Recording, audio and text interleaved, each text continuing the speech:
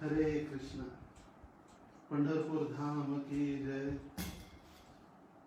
प्रेम कीर्तन मेला की जय। श्रील प्रभुपाद की जय। आप सभी का स्वागत है आज के इस श्री पंढरपुर धाम महात्म्य या पंढरपुर की महिमा, इस विषय पर हम चर्चा करेंगे। और हम इस्कॉन रोहिणी और सभी भक्तों को धन्यवाद देना चाहते हैं। उन्होंने हमें एक सेवा करने का अवसर आज प्रदान किया। तो प्रवचन के पूर्व थोड़ा कीर्तन करेंगे और उसके उपरांत हम आज पंढरपुर धाम की महिमा इस विषय पर चर्चा करेंगे। हरे कृष्ण। नमो विष्णुपदाय कृष्ण पृष्ठाय भूतले श्रीमते भक्तिवेदांत स्वामी इति नामिने नमो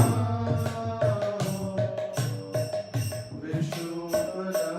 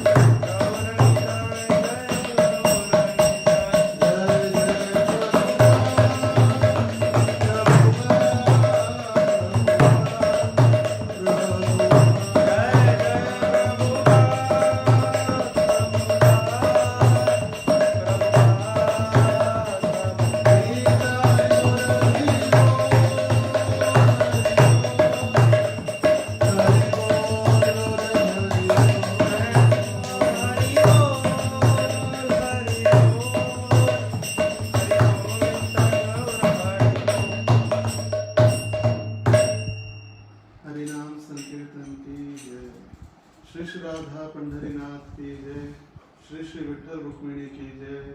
श्रील प्रभुपाद की जय। समवेत गौर भक्त वृंद की जय। निताय गौर प्रेमानंदे हरि हरि बोल। ओम अज्ञानतिमिरान्धस्य ज्ञानाञ्जनशलाकया चक्षुरुन्मीलितं येन तस्मै श्रीगुरवे नमः। श्रीचैतन्यमनोभीष्टं स्थापितं येन भूतले स्वयं रूप कदा मह्यं ददाति स्वपदान्तिकं। वन्देऽहं श्रीगुरौ श्रीयुतपदकमलं श्रीगुरुन् वैष्णवांश्च श्रीरूपं साग्रजातं सहगण रघुनाथान्वितं तं सजीवम् साद्वैतं सावधूतं परिजनसहितं कृष्ण चैतन्यदेवं श्रीराधा कृष्णपादान् सहगण ललिता श्रीविशाखान्वितांश्च नमो विष्णुपादाय कृष्णप्रेष्ठाय भूतले श्रीमते भक्तिवेदान्त स्वामिनिति नामिने। नमस्ते सारस्वते देवे गौरवाणी प्रचारिणे निर्विशेष शून्यवादी पाश्चात्य देशतारिणे। वाञ्छाकल्पतरुभ्यश्च कृपा सिन्धुभ्य एव च पतितानां पावनेभ्यो वैष्णवेभ्यो नमो नमः। जय श्री कृष्ण चैतन्य प्रभो नित्यानंद श्री अद्वैत गदाधर श्रीवासादि गौर भक्त वृंद। हरे कृष्णा कृष्णा कृष्णा हरे हरे हरे राम राम राम हरे हरे। हरे कृष्ण। तो आज हम चर्चा करने वाले हैं पंढरपुर धाम की महिमा। और ये सेवा दी गई हमें कि पंढरपुर धाम के विषय में कुछ गुण गौरव करने के लिए। और हमारा सौभाग्य है कि इस कोविड-19 के लॉकडाउन में हम पंढरपुर धाम में ही हैं। और पंढरपुर धाम में रहते हुए हम इस पंढरपुर धाम का गुण गौरव करने की हमें संधि या सुअवसर हमें प्राप्त हो रहा है। और श्री श्री राधा पंढरीनाथ के छत्र छाया में इस पंढरपुर धाम की महिमा का गुण गौरव उनके प्रसन्नता के लिए हम करने का प्रयास करेंगे। तो पंढरपुर में जो भगवान की भक्त वत्सलता है उसका विशेष लक्षण और विशेष दर्शन हम अनुभव कर सकते हैं।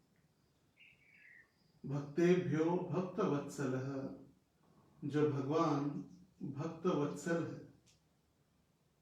क्योंकि पूरे भारतवर्ष में सिर्फ ऐसा एकमेव या एक ही मंदिर है जहां पर हम भगवान के चरणों पर हमारा माथा रख के प्रणाम कर सकते हैं। ना कोई जात, ना कोई धर्म, ना कोई रंग, देश विदेश, ऊंच नीच, गरीब अमीर, ऐसे कोई भी भेदभाव न रखते हुए हरेक व्यक्ति, हरेक भगवान का भक्त उनके चरणों पर अपना माथा टेक कर प्रणाम कर सकता है। और वो भी भगवान के ऑल्टर या गर्भगृह के अंदर। ऐसे कोई प्राय विरला मंदिर नहीं है भारतवर्ष में जहां पर कोई भी व्यक्ति कोई भी स्थिति में कभी भी भगवान के गर्भगृह में जाकर भगवान को स्पर्श करता हो या भगवान के चरणों पर अपना माथा रखने की ऐसी संधि हमें कहीं प्राप्त नहीं होती। प्राय सभी मंदिरों में कुछ दूरी अंतर रखते हुए ही हम भगवान का दर्शन कर सकते हैं।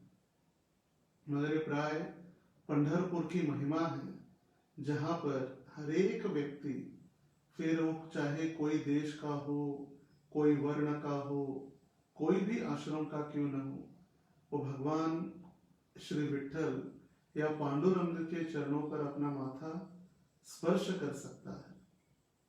तो ऐसी भगवान की भक्त वत्सलता यहाँ हम पंढरपुर में देख सकते हैं। जो भगवान का निजी निवास होता है, निजी निवास मतलब भगवान का रहने का स्थान, उस स्थान को धाम कहा जाता है। जैसे ब्रह्मा जी भी ब्रह्म संहिता में प्रार्थना करते हैं, गोलोक नाम्नि निज धाम्नि तले च तस्य देवी महेश हरिधाम सुतेषु तेषु ते ते प्रभाव निचया विहितांश येन गोविंदमादि पुरुषं तमहं भजामि। गोलोक नाम्नि निज धाम्नि या गोलोक एव निवसति अखिलात्मभूतः। भगवान श्री कृष्ण जो गोविंद नाम से प्रख्यात है या प्रसिद्ध है, ऐसे गोविंद का निजी धाम या भगवान का निजी निवास स्थान गोलोक धाम है। इस ब्रह्मांड के परे आध्यात्मिक जगत में भगवान श्री कृष्ण अपने धाम में, अपने घर में, अपने सभी पार्षद, ग्वाल बाल, गौवे, गोवर्धन, इन सभी के साथ निवास करते हैं। और वही गोलोक का एक्सटेंशन या विस्तारित रूप ये पंढरपुर धाम भी है। यहाँ पर भी गोपालपुर है। गोपालपुर मतलब गोलोक, यमुना है, भगवान के बाल लीलाओं की स्थली है इस गोपालपुर में। और जैसे भगवान श्री कृष्ण अपने सभी ग्वाल बालों मित्रों के साथ भोजन या प्रसाद स्वीकार करते थे, वन भोजन की लीला, उसी प्रकार इस गोपालपुर में भी गोपाल काला नाम से प्रसिद्ध एक लीला होती है। उस समय भगवान को केंद्र में रखते हुए सारे भक्त एकत्रित आकर अपनी भोजन या भगवान का प्रसाद का आनंद लूटते हैं। हम यमुना का भी दर्शन कर सकते हैं, भगवान की लकुटी है। ये एक वृंदावन का विस्तारित स्वरूप है गोपालपुर। और यहाँ पर भगवान का जहाँ धाम होता है, उस धाम के एक व्यक्ति जो होते हैं या प्रमुख व्यक्ति जो होते हैं, अधिष्ठाता, आराध्य देव, उनको उस धाम के धामी कहा जाता है। और पंढरपुर धाम के धामी हैं स्वयं द्वारकाधीश श्री कृष्ण। जैसे होता है नाम और नामी, नाम जिनका हम पुकार रहे उस व्यक्ति को नामी कहा जाता है। तो इसी प्रकार ये पंढरपुर धाम जो है, उसके आराध्य देव या अधिष्ठाता स्वयं द्वारकाधीश श्री कृष्ण है।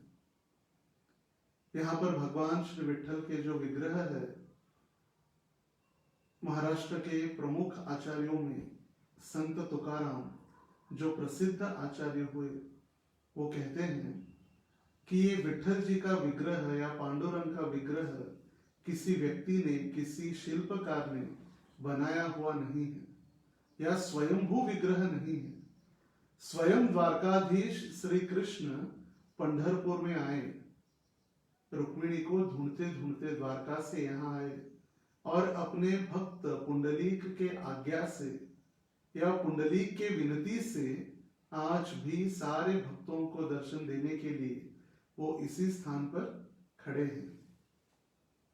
कहा जाता है एक बार श्रीमती राधा रानी द्वारका पहुंची।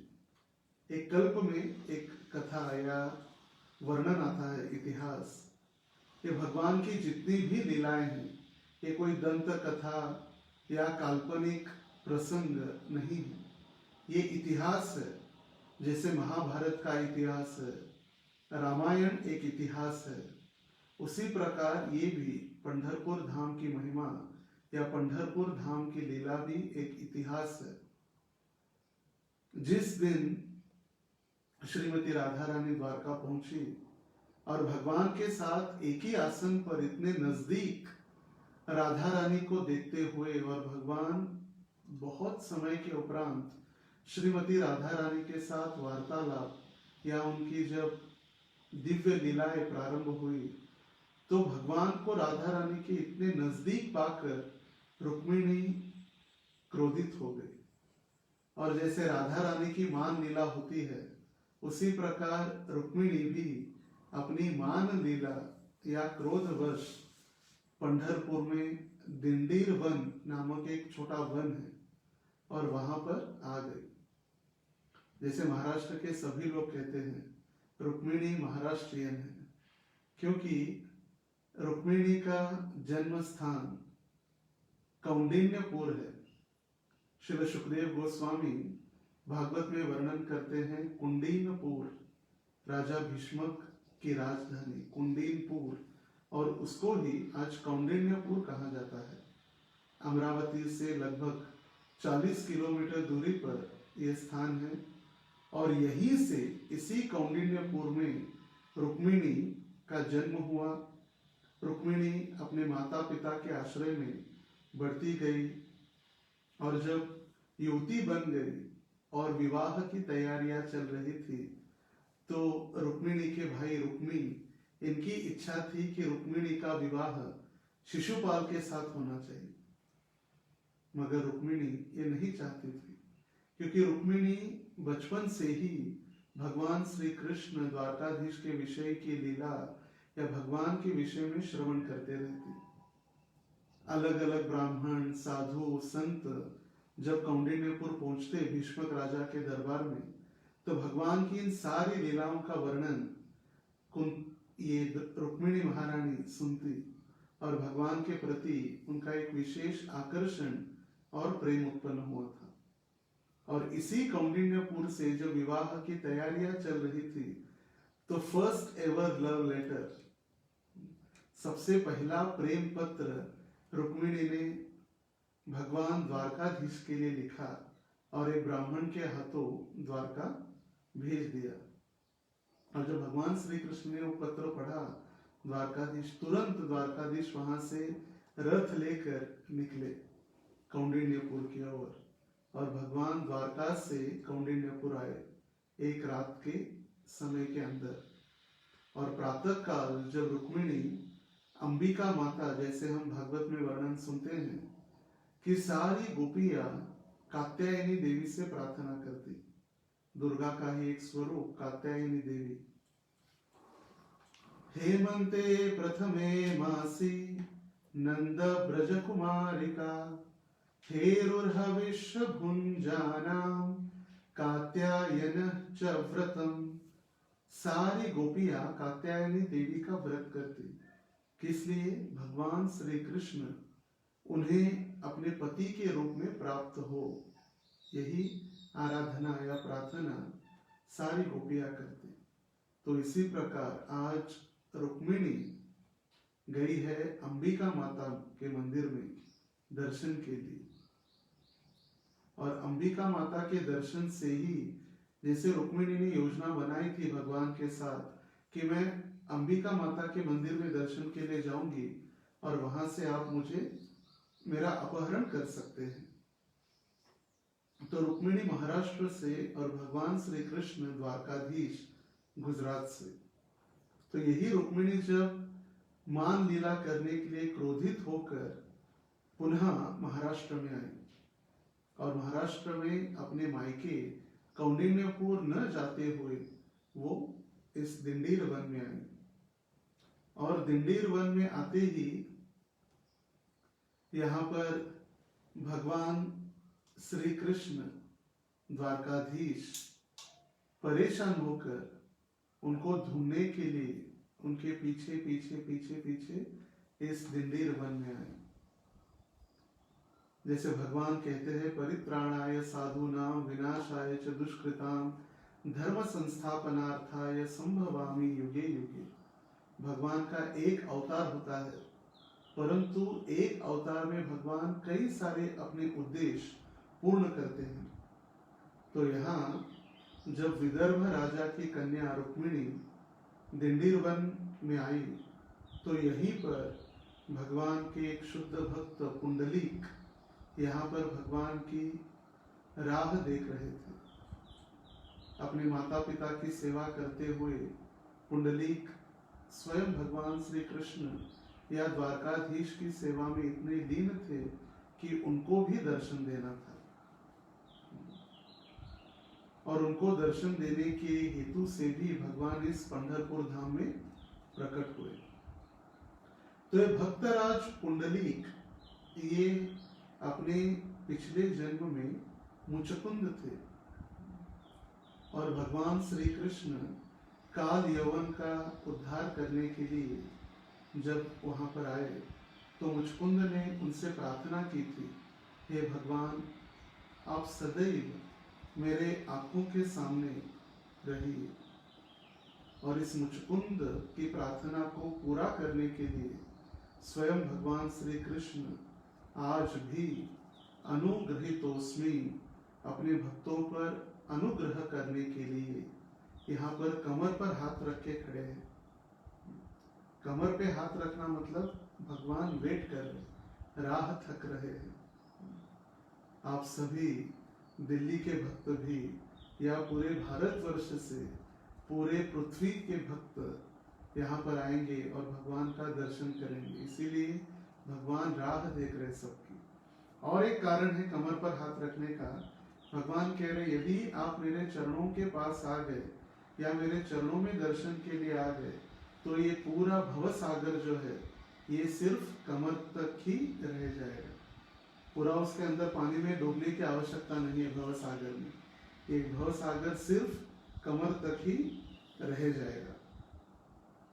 तो ये पुंडली काचे भेटी परब्रह्म आलेगा, चरणी वाहे भीमा उद्धरी जगा। तो इस पुंडलीक को भी दर्शन देने के लिए भगवान श्री कृष्ण यहाँ पर अवतरित हुए। उस समय पुंडलीक अपने माता पिता के चरण सेवा कर रहे थे और उन्हें कहा, भगवान मैं अभी थोड़ा व्यस्त हूँ, आपका स्वागत है, मगर मैं मेरी सेवा समाप्त करके मैं आपके सेवा में आ जाता हूँ। तो नजदीक की जो ईंट थी, ईंट ब्रिक जिसको कहते हैं, एक पत्थर की ईंट उन्होंने फेंक दी और भगवान को कहा आप थोड़ा रुकिए। और भक्त पुंडलीक के लिए भगवान कमर के ऊपर हाथ रख के खड़े हो गए। कहा जाता है ये ईंट भी कोई सर्वसाधारण नहीं, ये इंद्र स्वयं शापित इंद्र है। इंद्र को श्राप के कारण इस ईंट या पत्थर का स्वरूप धारण करना पड़ा और इसी पर्टिकुलर ईंट के ऊपर भगवान द्वारकाधीश श्री कृष्ण आज भी खड़े हैं। भगवान एक बार द्वारका से आए पंढरपुर धाम और कभी भी वापस नहीं गए। इस 28वें युग में भगवान श्री कृष्ण आज भी पंढरपुर में उपस्थित है। युगे 28 विठेवर योभा, वामांगी रखुमाई दिति दिव्य शोभा। पंढरपुर धाम में इस 28वें युग में भगवान श्री कृष्ण ईंट के ऊपर खड़े हैं और रुक्मिणी उनके वाम अंग पर स्थित है सभी भक्तों को दर्शन देने के लिए। तो आज भी पूरे भारतवर्ष से वैसे प्राय हर एकादशी के दिन इस पंढरपुर धाम में विशेष उत्सव या यात्रा का आयोजन होता है। फिर भी 4 एकादशी बहुत महत्वपूर्ण है। ये 4 एकादशी यहाँ पर लाखों की संख्या में भक्त एकत्रित आते हैं। आषाढ़ी, कार्तिक एकादशी, चैत्र एकादशी और माघ एकादशी, ये 4 महत्वपूर्ण एकादशियों का वर्णन हमें प्राप्त होता है। तो चैत्र एकादशी मतलब जो चैत्र महीने में कामदा एकादशी है। फिर आषाढ़ महीने में देवशयनी आषाढ़ी एकादशी, जिस दिन कहा जाता है कि भगवान विष्णु विश्राम करने के लिए चले जाते हैं और चातुर्मास प्रारंभ होता है।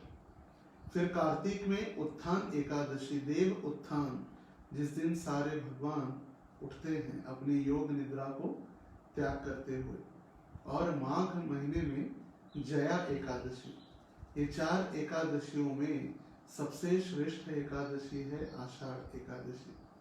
और इस आषाढ़ महीने में जो आने वाली एकादशी है, देवशयनी एकादशी, उस दिन कम से कम 15 लाख भक्त पंढरपुर में होते हैं। विठल के बहुत सारे ऐसे प्रसिद्ध भक्त रहे, तुकाराम, ज्ञानदेव, मुक्ताबाई, ऐसे अलग अलग जितने भी भक्तों के जन्मस्थली है या उनके मंदिर है, उनके उनके प्रसिद्ध स्थानों में या गांव में, वहां से लाखों भक्त चलते हुए तुकाराम महाराज की पादुका अपने सर के ऊपर, ज्ञानेश्वर महाराज की पादुकाएं लेकर पंढरपुर धाम चलते आते हैं। कोई 18 दिन की पदयात्रा करते हैं, कोई 1 महीने की, कोई 21 दिन की, कोई 25 दिन की। मुक्ताई नगर से मुक्ताबाई की दिंडी या पदयात्रा आती है। देहू गांव, जो तुकाराम महाराज का गांव है पुणे के पास, वहां से तुकाराम महाराज की दिंडी, उसको दिंडी कहा जाता है। ज्ञानेश्वर महाराज की दिंडी पुणे से, ये 2 प्रमुख दिंडी है, आनंदी और देहू। और यहाँ से कम 7 से 8 लाख भक्त चलते हुए भगवान का नाम संकीर्तन करते हुए पंढरपुर में दशमी के दिन प्रवेश करते हैं।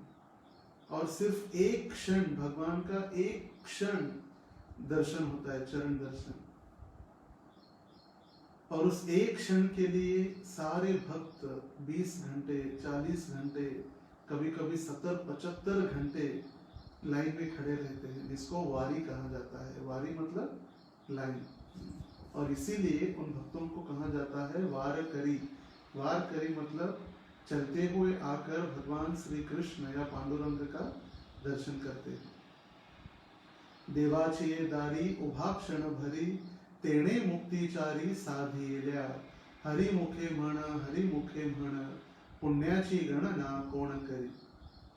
आचार्यगण कहते हैं, देवाची दारी, भगवान विठल के द्वार पर एक क्षण भी यदि व्यक्ति आ जाता है तो उसने चारों मुक्ति प्राप्त की है।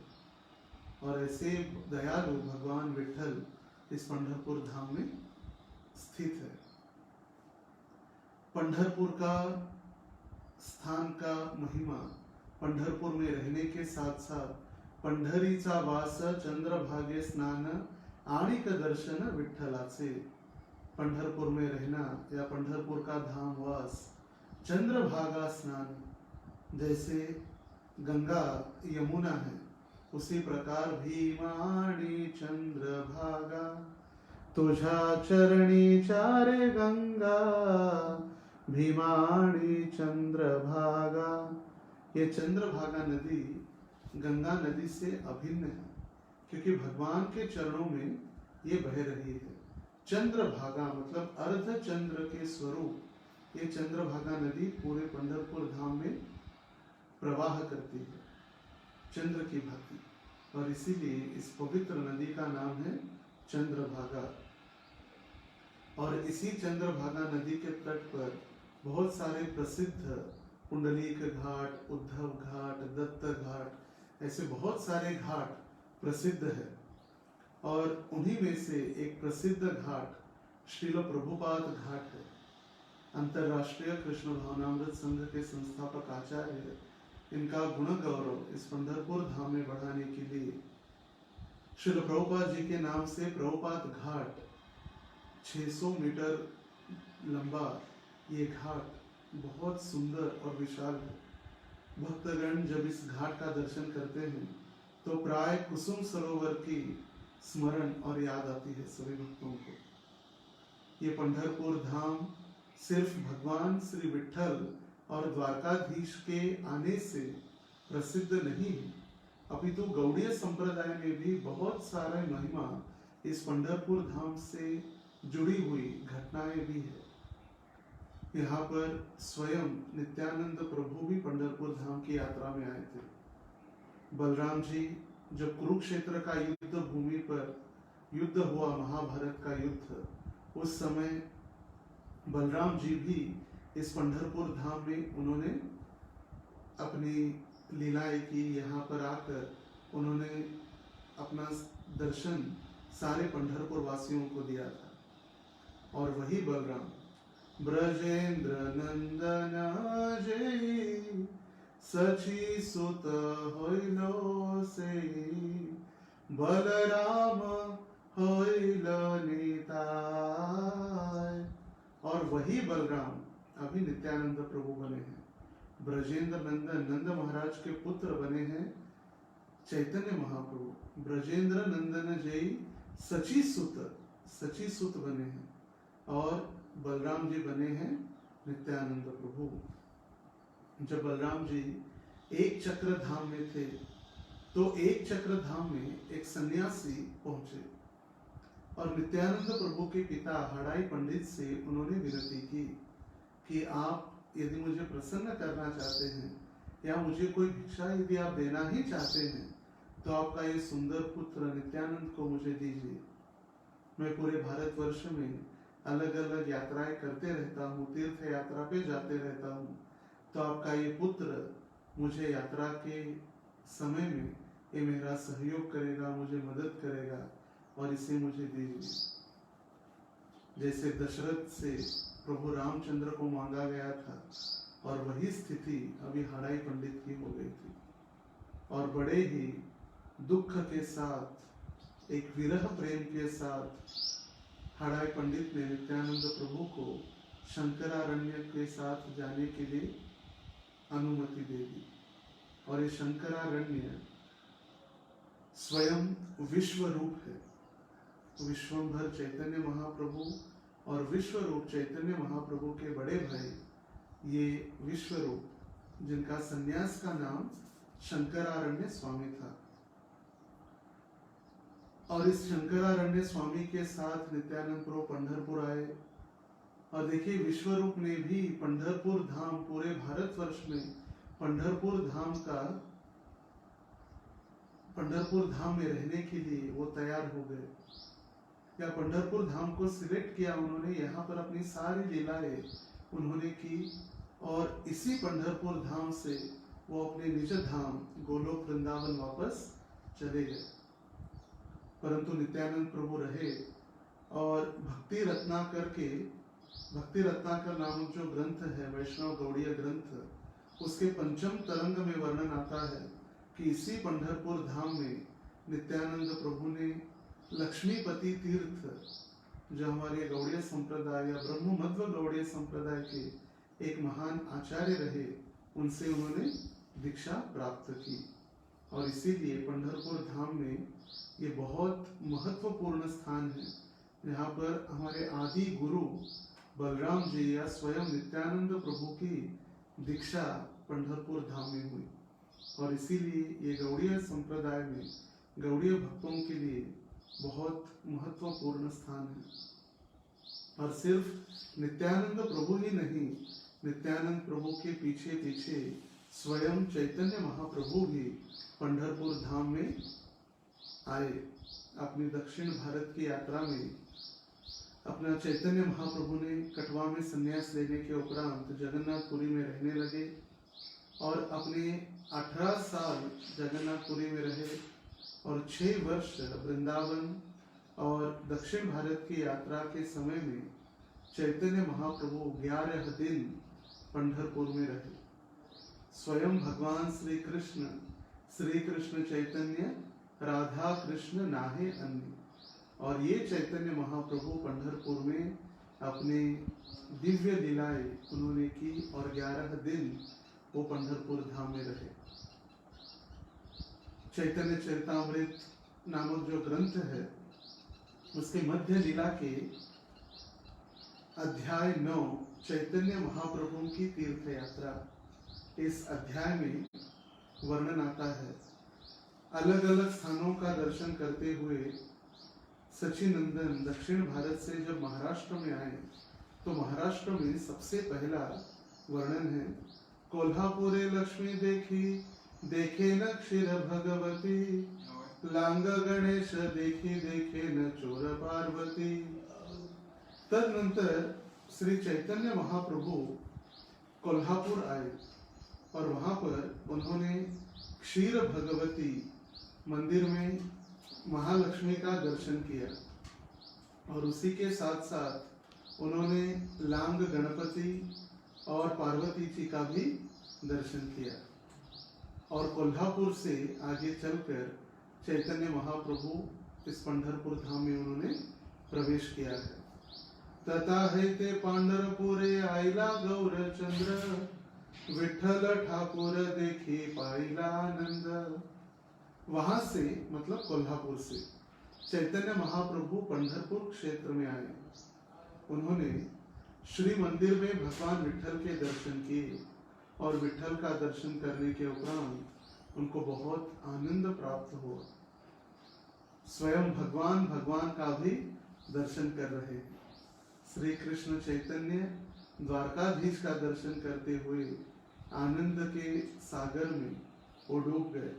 और इसी श्लोक के तात्पर्य में श्रील प्रभुपाद जी कहते हैं कि जब श्री चैतन्य महाप्रभु पंढरपुर आए, ये पंढरपुर धाम भीमा या चंद्रभागा के तट पर है और यहीं पर श्री चैतन्य महाप्रभु ने तुकाराम महाराज जी को दीक्षा दी और तुकाराम महाराज चैतन्य महाप्रभु के शिष्य बने। तुकाराम महाराज या तुकाराम आचार्य महाराष्ट्र के एक प्रसिद्ध संत है और सारे महाराष्ट्र में उन्होंने इस संकीर्तन आंदोलन का प्रचार प्रसार किया। तुकाराम महाराज का संकीर्तन सारे मुंबई और सारे महाराष्ट्र राज्य में प्रसिद्ध है। गौड़ीय वैष्णव जिस प्रकार कीर्तन या संकीर्तन करते हैं, उसी प्रकार ये तुकाराम महाराज के अनुयायी भी ताल मतलब करताल और मृदंग पकवास के साथ ये भी कीर्तन करते हैं। भगवान श्री विठ्ठल द्विभुजधारी श्री कृष्ण हैं और वही नारायण या विष्णु भी वही है। आगे कृष्णदास कविराज गोस्वामी लिखते हैं, प्रेमा वैशे कैल बहुत कीर्तन नर्तन, तहा एक विप्र तारे कैल निमंत्रण। जब विठ्ठल का दर्शन किया तो चैतन्य महाप्रभु अपने प्रेम वेश में आकर अष्ट सात्विक विकार चैतन्य महाप्रभु को प्रकट हुए और वो प्रेमावेश में नृत्य करने लगे। और नृत्य और गायन के उपरांत एक ब्राह्मण ने उनको अपने घर भोजन या प्रसाद के लिए आमंत्रित किया। बहुत आदरे प्रभु के भिक्षा कराइला, भिक्षा करी तथा एक शुभ वार्ता पाइला। और उस समय जब चैतन्य महाप्रभु उस ब्राह्मण के घर प्रसाद के लिए पहुंचे, उस ब्राह्मण ने बहुत आदर से और प्रेम से चैतन्य महाप्रभु के प्रसाद की व्यवस्था की। और भोजन के उपरांत चैतन्य महाप्रभु को एक गुड न्यूज, शुभ वार्ता प्राप्त हुई। और क्या थी वो शुभ वार्ता? माधवपुरी शिष्य श्रीरंगपुरी नाम, से ग्रामे विप्रग्रहे करे न विश्राम। श्री माधवेंद्रपुरी के एक अन्यतम शिष्य श्री रंगपुरी यही पंढरपुर धाम में एक ब्राह्मण के घर में निवास कर रहे हैं। सुनिया चलीला प्रभु तारे देखी बारे, विप्रग्रहे बसिया छेन देखिला तहारे। और जैसे ही ये वार्ता चैतन्य महाप्रभु ने सुनी, तुरंत चैतन्य महाप्रभु श्री रंगपुरी का दर्शन करने के लिए और उनको मिलने के लिए उस ब्राह्मण के घर पहुंचे और वहां पर उन्होंने श्री रंगपुरी का दर्शन किया, जो आसनस्थ बैठ गए थे। प्रेमावेशे करे तारे दंड बरमान, प्रेमावेशे करे तारे दंड बरनाम, अश्रुपुल कंप सर्वांगे पड़े घाम। और जैसे ही चैतन्य महाप्रभु ने उनका दर्शन किया, चैतन्य महाप्रभु ने उनको साष्टांग दंडवत प्रणाम किया है। और चैतन्य महाप्रभु को अष्ट सात्विक विकार मतलब अश्रु, पुलक, कंप, स्वेद इत्यादि दिव्य भाव और दिव्य लक्षण प्रकट हो गए। देखिया विस्मित हैला श्री रंगपुरी रमन, उठह श्रीपाद बलि बलिला वचन।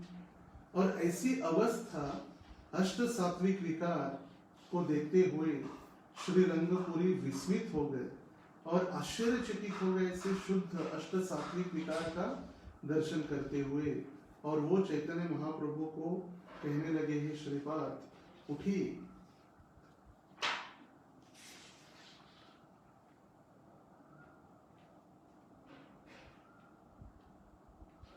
श्रीपाद धर मोर गोसाईर संबंध, ताहा बिना अन्यत्र नाही ये प्रेमेर गंध। हे श्रीपाद, मतलब चैतन्य महाप्रभु को संबोधित करते हुए श्रीरंगपुरी कह रहे हैं, हे श्रीपाद, आप निश्चित ही माधवेंद्रपुरी से संबंधित है, क्योंकि उनके संबंध के बिना ये अष्ट सात्विक विकार या इस प्रेम का सुगंध और कहीं प्राप्त नहीं हो सकता। और यहाँ पर क्योंकि माधवेंद्रपुरी के शिष्य रहे ईश्वरपुरी और ईश्वरपुरी के शिष्य चैतन्य महाप्रभु, तो स्वाभाविक माधवेंद्रपुरी का प्रेम भगवान के प्रति जो था और अष्ट सात्विक विकार और प्रेम का संबंध तुरंत लक्ष्मीपति श्रीरंगपुरी यहाँ पर पहचान गए। एत बलि प्रभु के उठाया कैला आलिंगन, गला गाली करी दोहे करे न क्रंदन। और ऐसे कहकर श्री चैतन्य महाप्रभु को उन्होंने उठाया और तत्क्षण उन्होंने आलिंगन किया है।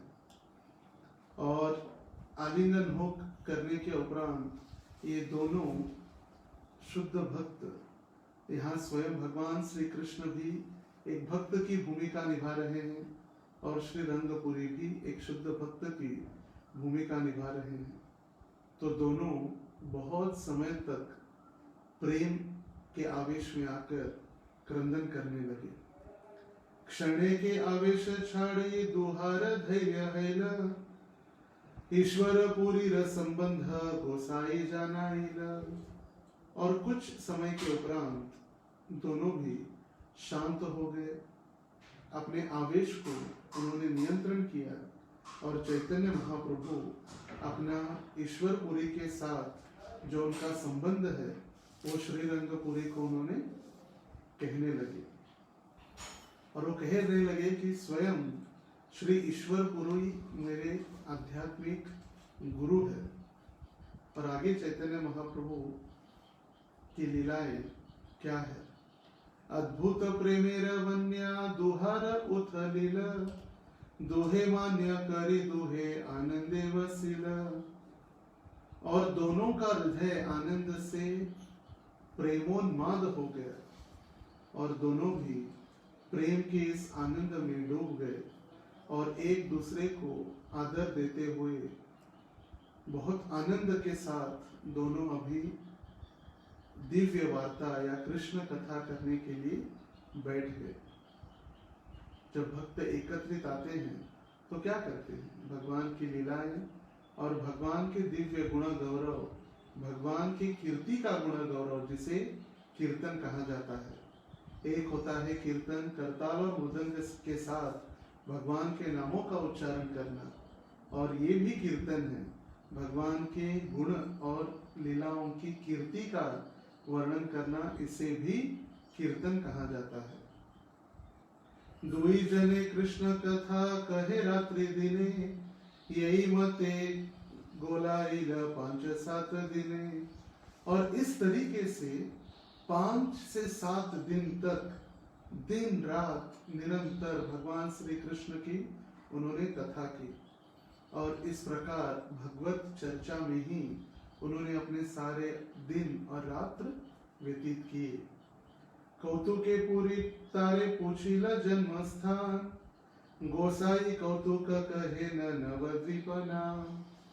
और ये सारी कृष्ण कथा 7 दिन तक लगातार चली। और अभी 7 दिन के उपरांत श्रीरंगपुरी ने चैतन्य महाप्रभु को पूछा है, आपका जन्म स्थान कौन सा है? और आनंद से चैतन्य महाप्रभु कहने लगे, मेरा जन्म स्थान है नवद्वीप।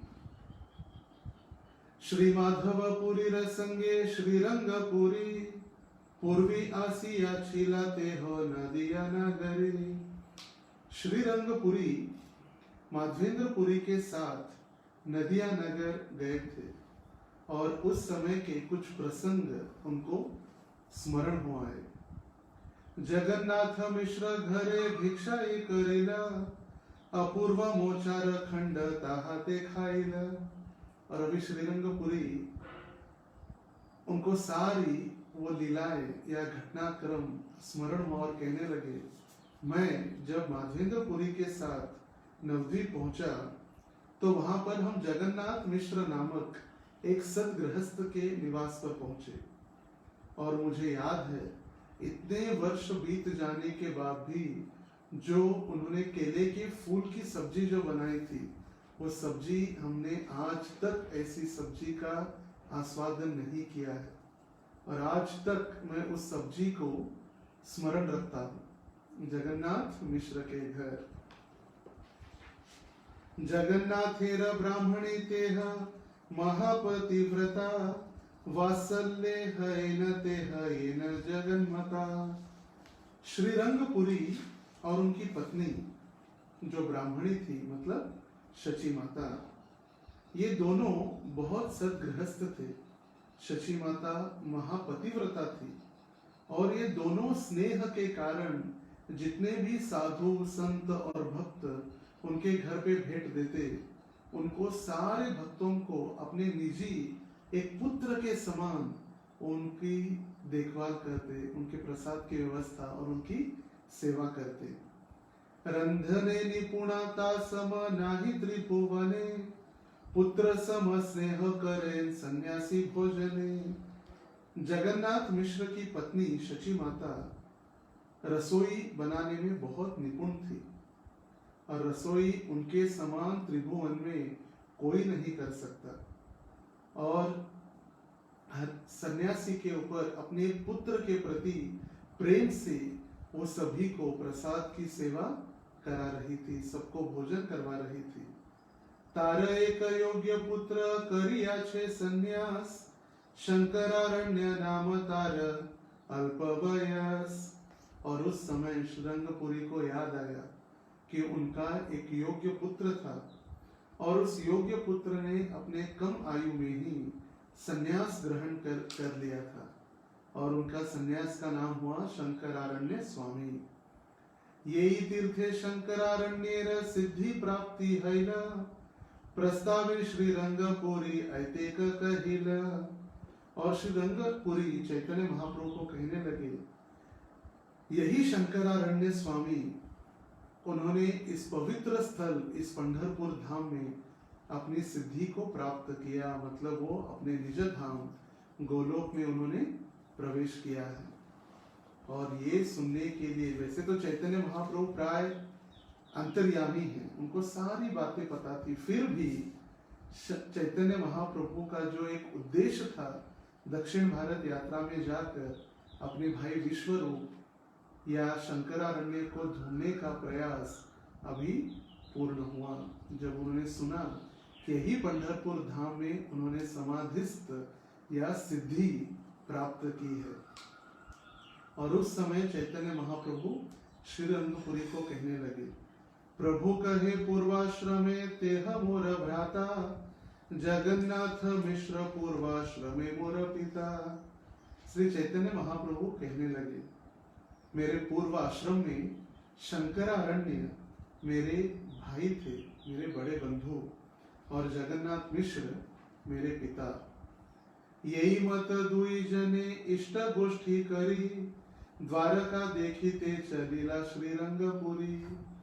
और ये कथा चलते रही और श्रीरंगपुरी के विषय में कहकर चैतन्य महाप्रभु को अलविदा कहते हुए श्रीरंगपुरी द्वारका के लिए प्रस्थान किए। दीनचारी तथा प्रभु के राखिला ब्राह्मण, भीमा नदी स्नान करे करे विठ्ठल दर्शन। श्रीरंगपुरी द्वारका के ओर प्रस्थान करने के उपरांत चैतन्य महाप्रभु पंढरपुर में और 4 दिन रुके, तो पहले 7 और ये 4 11 दिन। और इस समय में हर रोज चंद्रभागा या भीमा नदी में चैतन्य महाप्रभु स्नान करते, हर रोज भगवान श्री विठल का दर्शन करते, नृत्य करते और गायन करते। तबे महाप्रभु आईला कृष्ण वेण्णा तीरे, नाना तीर्थ देखी ताहा देवता मंदिरे।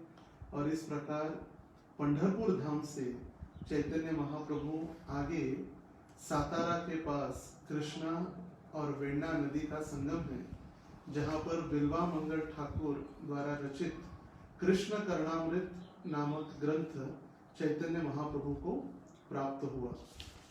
तो सिर्फ चैतन्य महाप्रभु ही नहीं, नित्यानंद प्रभु भी इस यात्रा में आए, पंढरपुर धाम यात्रा में। नित्यानंद प्रभु की दीक्षा भी यहाँ पर हुई। और कहा जाता है विश्व रूप मतलब शंकरारण्य जिन्होंने संन्यास ग्रहण किया था, वो भी नित्यानंद प्रभु या बलराम के अंश विस्तार थे। और विश्व रूप नित्यानंद प्रभु के शरीर में उन्होंने प्रवेश किया। और सिर्फ चैतन्य महाप्रभु 1-2 दिन नहीं, अपितु प्राय 11 दिन चैतन्य महाप्रभु चातुर्मास के समय में श्रीरंगम में रहे और उसके बाद 11 दिन पंढरपुर में रहे। चैतन्य महाप्रभु के बाद श्रील रामानुजाचार्य, मध्वाचार्य, शंकराचार्य, निम्बार्काचार्य, ऐसे बहुत सारे वैष्णव आचार्य इस पंढरपुर धाम में उन्होंने आके अपनी यात्रा भी की है। वल्लभाचार्य जो भारत के प्रसिद्ध एक आचार्य और संत रहे, उनकी कुल 84 अलग अलग बैठकें हैं और उसमें से 35वीं बैठक पंढरपुर धाम में है। इसलिए वल्लभ संप्रदाय के भी बहुत सारे भक्त पंढरपुर धाम की यात्रा के लिए आते हैं। और सौभाग्यवश वल्लभाचार्य की बैठक के कुछ दूरी के अंतर ही हमारा हरे कृष्ण धाम या श्री राधा पंढरीनाथ का इस्कॉन मंदिर भी उसी वल्लभाचार्य की बाजू में ही स्थित है। शंकराचार्य जिन्होंने पूरे विश्व में मायावाद का प्रचार किया, मगर जब वो पंढरपुर आए, वैसे शंकराचार्य तो शिवजी का ही अंश विस्तार है, शिवजी के ही अवतार है। और शिवजी शुद्ध भगवान के भक्त भी है। वैष्णवानाम यथा शंभो पुराणानाम इदम तथा। और जब उन्होंने पांडुरंग विठल का दर्शन किया तो उनका मायावाद वो भूल गए और भगवान की शुद्ध भक्ति से वो दूर नहीं रह पाए। जब वो पंढरपुर आए तो उन्होंने पांडुरंग अष्टकम नामक प्रार्थना लिखी है, जैसे चैतन्य शिक्षाष्टक है और अलग अलग दामोदर अष्टक की प्रार्थना है। तो पांडुरंग की गुण गौरव में पांडुरंग अष्टक नामक प्रार्थना शंकराचार्य ने लिखी है। महायोग पीठे तटे भीमरथ्यां वरम पुंडरीकाय दातुं मुनीन्द्रे समागत्य तिष्ठन्तमानन्दकन्दं परब्रह्मलिंगं भजे पांडुरंगम। महायोग पीठे, ये महायोग पीठ है और भीमा नदी के तट पर पांडुरंग या पुंडरीकाक्ष भगवान श्री कृष्ण ईंट के ऊपर खड़े हैं। तो ऐसे पंढरपुर धाम की ये महिमा सिर्फ एक प्रवचन में या 1 घंटे में हम कितना कह सकते हैं। फिर भी हमने कुछ महत्वपूर्ण घटनाएं आज आपको बताने का प्रयास किया। हमें आशा है कि सभी इस पंढरपुर धाम के विषय में श्रवण करके भगवान श्री विठल पांडुरंग के प्रति उनका प्रेम और हृदय में भक्ति जागृत होने के लिए सहायता होगी और आप सभी की ये सेवा करने का एक सुवर्ण अवसर या संधि हमें प्राप्त कराई। और जो भी इसके ऑर्गेनाइजर्स है, इस्कॉन रोहिणी के सारे भक्त और रौनक प्रभु, उनका भी हम धन्यवाद देते हैं। उन्होंने आज पंढरपुर धाम में हमें पंढरीनाथ श्री विठल की एक गुण गौरव या कुछ कथा कहने के लिए हमें कहा, आदेश दिया और उस आदेश का पालन करते हुए हमने कुछ शब्द कहने का प्रयास किया है। हरे कृष्णा कृष्णा कृष्णा हरे हरे, हरे राम राम राम